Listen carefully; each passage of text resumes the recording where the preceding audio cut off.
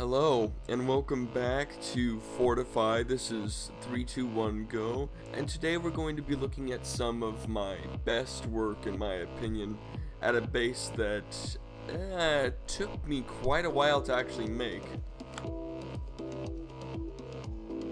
It is called Corlach Citadel, not Corlach, Corlach Citadel. And I consider it some of my best work. Now I made this for, let me check the name here real quick with my phone. No, I'm just gonna.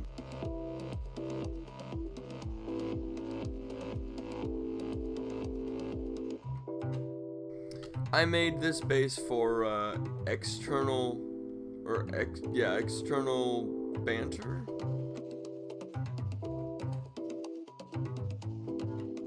No, Expected Banter 69 is his name. Expected Banter 69. Now he was wanting a base that was about for 6 to 8 people and had enough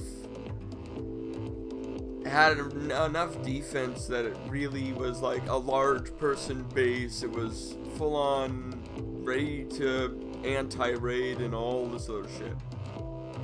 He was basically wanting a base that was under around 300,000 stone, and I managed to do that. Let me look at the resources real quick. Yeah, I managed to do that. A really nice base for under 300,000 stone, and we're gonna take a look at it as well. We're gonna drop down to the bottom floor, the most bottom floor right here. And we're going to take a look at the perimeter of this base real quick. We have our walls. You actually have a very enclosed space, and it's mainly because this gives you a huge amount of defense. You take up the least amount of space possible while still having an incredible amount of fortification. It makes it so people really don't want to raid you.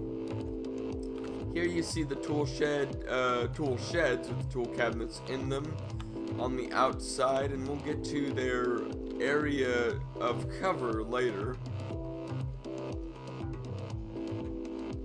And here's the bottom floor layout. Now this may look a little weird at first, but we'll get into it.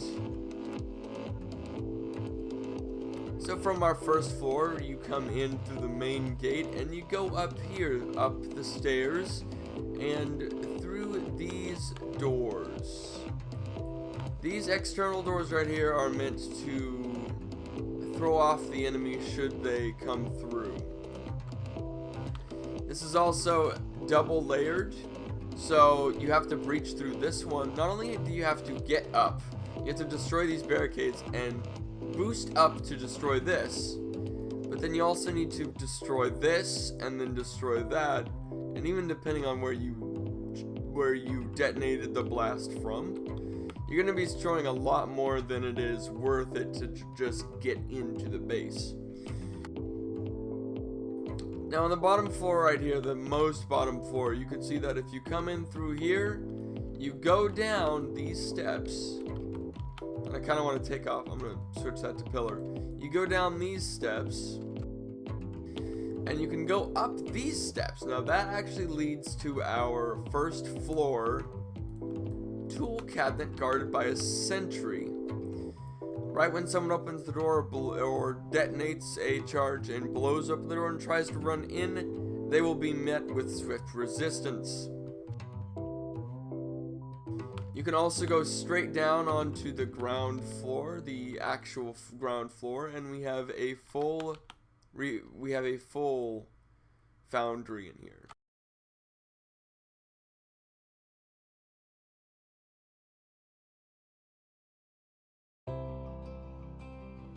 Sorry about that, wanted to put on some more music. Yeah, we have a full foundry in here. We have a small oil refinery, we have a large furnace, and we have 3 small furnaces, and each one, 2 of them are for sulfur and 1 of them is for high quality metal. Now here, when you enter this room from going around, You will enter this room, and this is actually slightly elevated. What you have to do is you have to go down one and build this first throughout the entire thing and start knocking it down in some locations. You'll figure it out. You could actually probably just go like here and then there and then build here and then knock this part down and then put the stairs there to the middle areas here. And the reason that is there is because it's going to give support to the entire building right in the middle. Anyway, so you go in here and it is a indoor garden.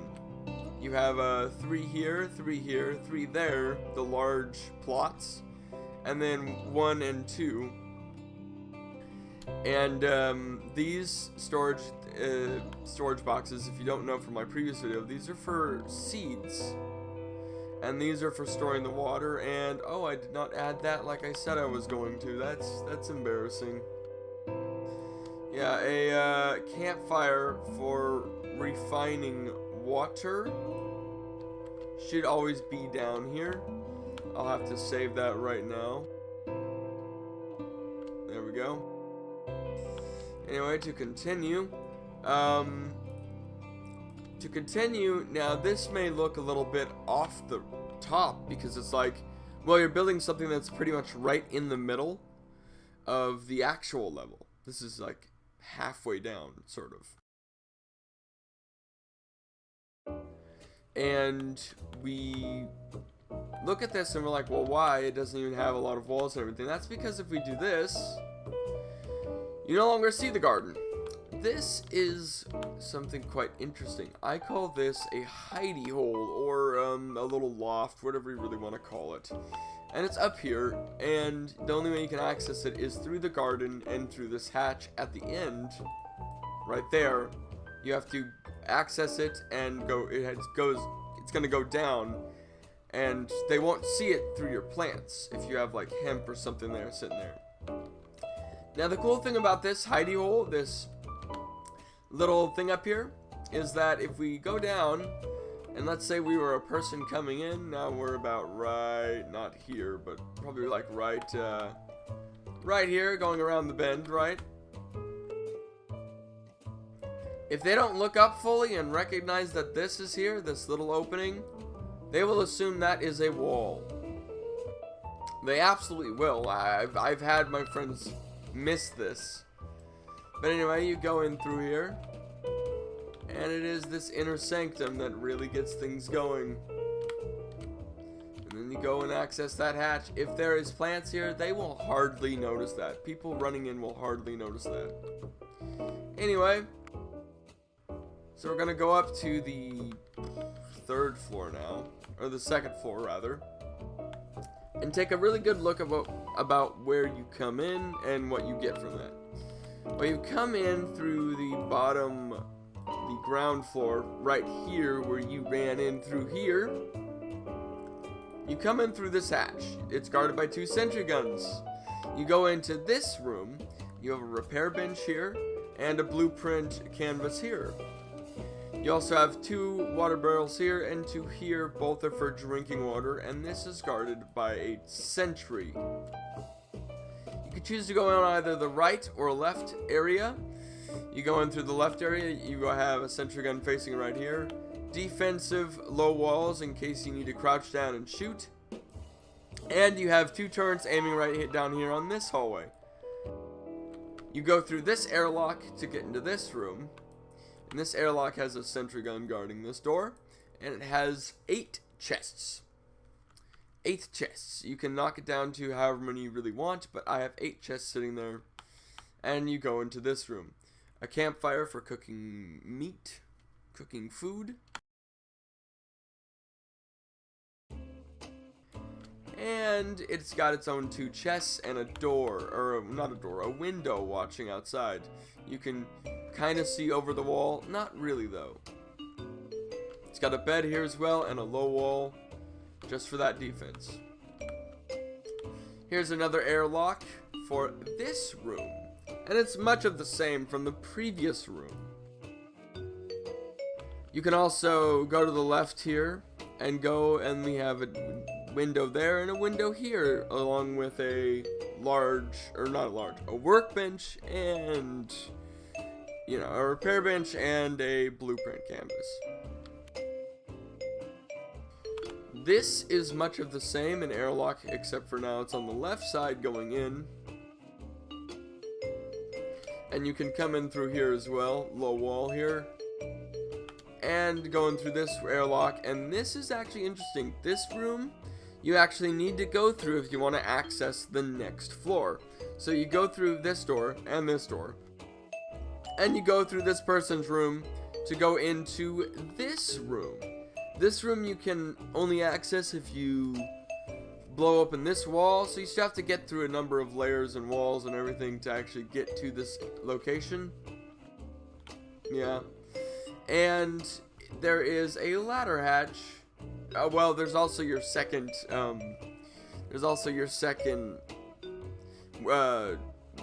tool cabinet, but you're not going to be placing any tool cabinets down until you get to the top floor. Well, almost the top floor. The third floor.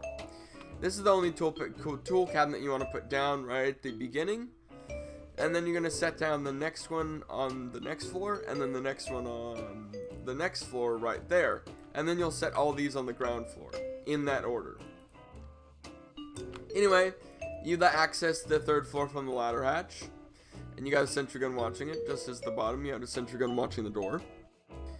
And you can go through either of these rooms, these bedrooms, to get to the hallway, which you have to go through this right here. You have to go through this airlock.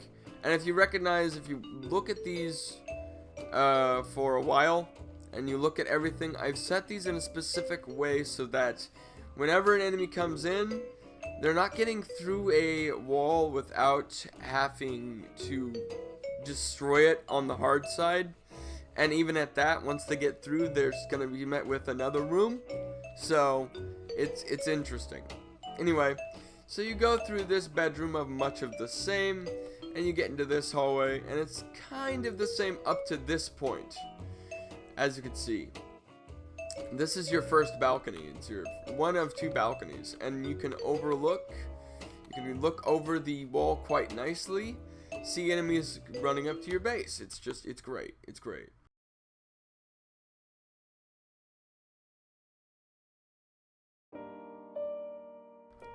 And then all of these as well.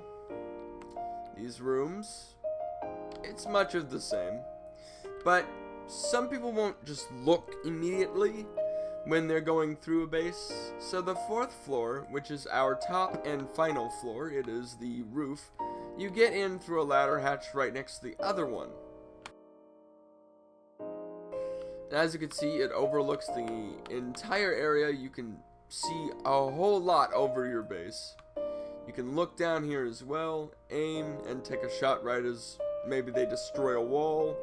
I know this looks kind of bad right here. But anyway, yeah.